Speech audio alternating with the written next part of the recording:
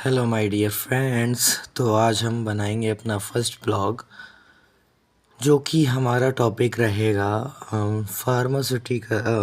B farm के first semester का pharmaceutical inorganic chemistry.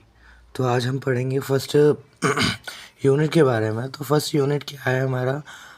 Miscellaneous compound, जिसके अंदर हमारे आते हैं expectorants, emetics, hematinics and astringents and antidotes. तो अब हम पढ़ेंगे अपना मिसलेनियस कंपाउंड में फर्स्ट टॉपिक में एक्सपेक्टोरेंट्स। तो बेसिकली हम जानते हैं एक्सपेक्टोरेंट असल में होते क्या हैं और इनका काम क्या होता है। तो हम जानते हैं।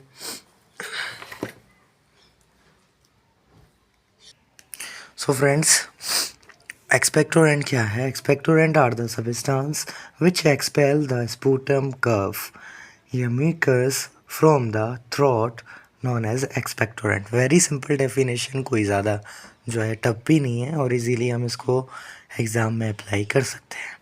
तो सिंपली क्या है एक्सपेक्टोरेंट? क्या है एक्सपेक्टोरेंट? आर द सब्सटेंस, यानी कि एक्सपेक्टोरेंट क्या है? एक सब्सटेंस है, एक ड्रग है, एक मेडिसिन है जो कि क्या करती है? विच एक्सपेल द स्पूटम, या फिर हम लिख सकते हैं एक्सपेल। आपको याद नहीं होता है तो हम रिमूव भी लिख सकते हैं।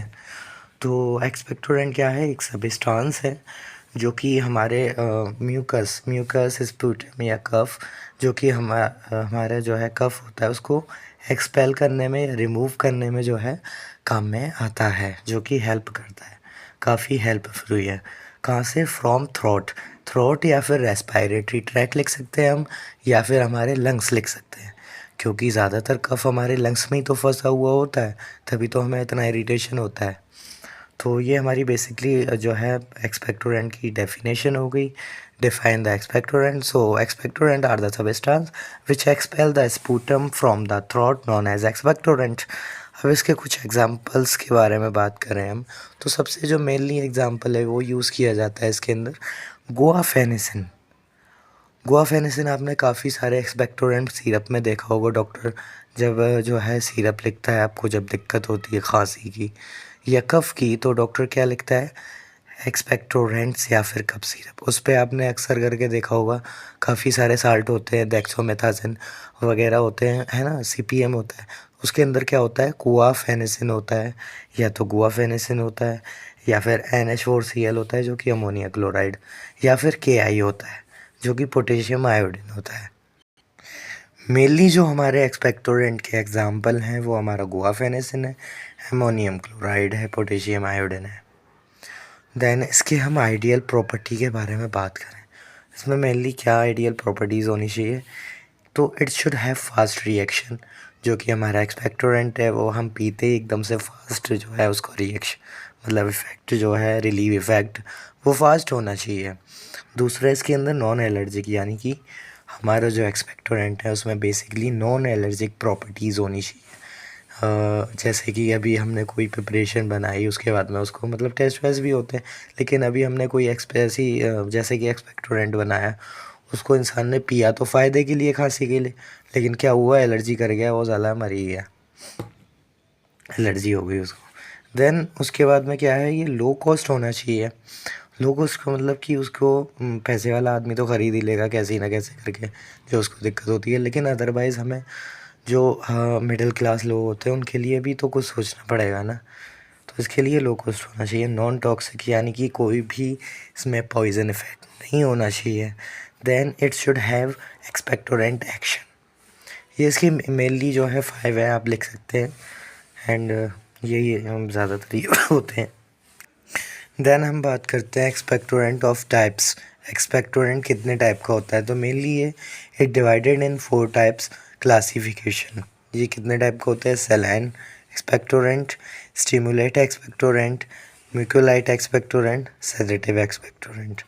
तो अब हम बात करते हैं हमारे NH4Cl अमोनियम क्लोराइड के जो है मॉलिक्यूलर वेट की, जो कि इसका कंपाउंड है। मेनली इसका कंपाउंड लिखना होता है हमें, जो कंपाउंड होता है, तो इसका जो कंपाउंड है वो मॉलिक्यूलर वेट है। मॉलिक्यूलर फार्मूला जो है इसका जो है NH4Cl है, मोलिकुलर वेट जो है इसका 53.5 ग्राम पर मोल है। ये तो बेसिकली आपको याद रखने वाली चीज़ है, वैसे कोई ज़्यादा टफ नहीं है, इजीली है। नेक्स्ट हम बात करते हैं इसकी मेथड ऑफ प्रिपरेशन के बारे में। तो प्रिपरेशन में कुछ भी नहीं है, सिंपल सी प्रिपरेशन है इसकी। When ammonia chloride gas react with HCl it gives NH4Cl। NH3 तो HCl के साथ में NH3 यानी अमोनिया गैस जो है वो प्लस HCl के साथ में रिएक्ट करता है। इट गिव्स NH4Cl यानी अमोनिया क्लोराइड। सिंपल सी अमोनिया गैस जो है जब हाइड्रोक्लोरिक एसिड के साथ में रिएक्शन करेगी तो वो हमें देगी अमोनियम क्लोराइड, जो कि हमारा NH4Cl है। NH4Cl का मतलब अमोनिया क्लोराइड, जो कि हमारे एक्सपेक्टोरेंट में आता है। देन हम बात करें इसकी प्रॉपर्टीज़ की, तो ये क्या होता है प्रॉपर्टीज़ में। सबसे पहले इसके कलर की बात करते हैं। कलर लेस होता है ना, रंगहीन होता है अमोनियम क्लोराइड जो है। और इसका जो ऑर्डर होती है, गंध होती है, वो इसकी जो है ऑर्डर लेस होती है, कोई गंध नहीं। इसका टेस्ट क्या होता है, आपने कभी एक्सपेक्टोरेंट पिए होंगे या फिर अमोनिया क्लोराइड देखा होगा। कूलिंग सलाइन टेस्ट, यानी ठंडा और नमकीन टेस्ट होता है। इसका जो नेचर होता है वो क्रिस्टलाइन नेचर का होता है। सॉल्युबिलिटी क्या होती है इसके अंदर, it is soluble in water and slowly soluble in alcohol, यानी वाटर में इनसॉल्युबल है और स्लोली सोलूबल है अल्कोहल में इसकी प्रिपरेशन। देन इसके मेडिसिनल यूज़ के बारे में बात करें, सिंपल से यूजेस हैं, हमको 2-3 मेनली याद करने, बाकी के हमारे सब में सेम ही आएंगे। तो it is used for expectorant में यूज़ होता है, ये एक्सपेक्टोरेंट हो गया एक तो। दूसरा it is used as a acidifier में यूज़ होता है। बाकी के ये आप जो है अपने बना के किसी में भी जोड़ सकते हो ऐड कर। It is use for study purpose, it is use for laboratories purpose, chemistry lab भी लिख सकते हो। It is use for medicinal preparation in industries. Okay, तो दोस्तों हम आगे के टॉपिक, जो 4 टॉपिक बचे हमारे, हेमेटिक्स, हेमेटेनिक्स, एंटीडोट, एस्ट्रिंजेंस, वो हम आगे बात करेंगे। अभी हमारा वीडियो यहीं होता है, यहीं एंड होता है, क्योंकि हमारा ये फर्स्ट ब्लॉग है, इसीलिए हम इसको यहीं एंड करते हैं।